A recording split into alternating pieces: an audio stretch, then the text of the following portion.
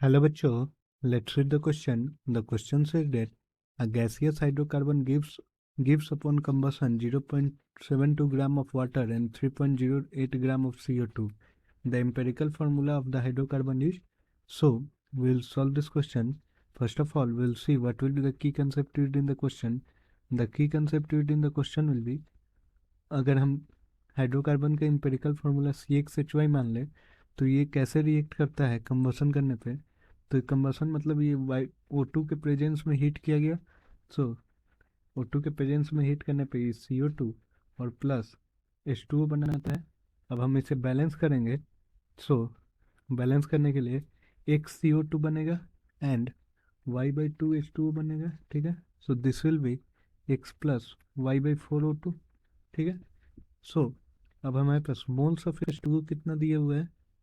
Moles of H2O will be equal to 0.72 by 18, which will be equal to 0.04 and moles of H2O कितना होगा।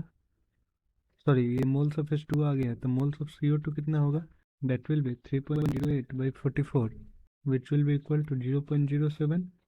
ठीक है, तो यहाँ से मोल्स ऑफ CO2 0.07 है। x कितना आएगा, x will be equal to 0.07 and y/2 कितना आएगा 0.04। तो y कितना आ रहा है 0.08। तो हम दोनों में 100 मल्टीप्लाई करके हम यहाँ पे मॉलिकुलर फार्मूला जो इंपेरिकल फार्मूला लिख सकते हैं C7H8। So the correct option will be option A. Hope you all understood it well. Best of luck.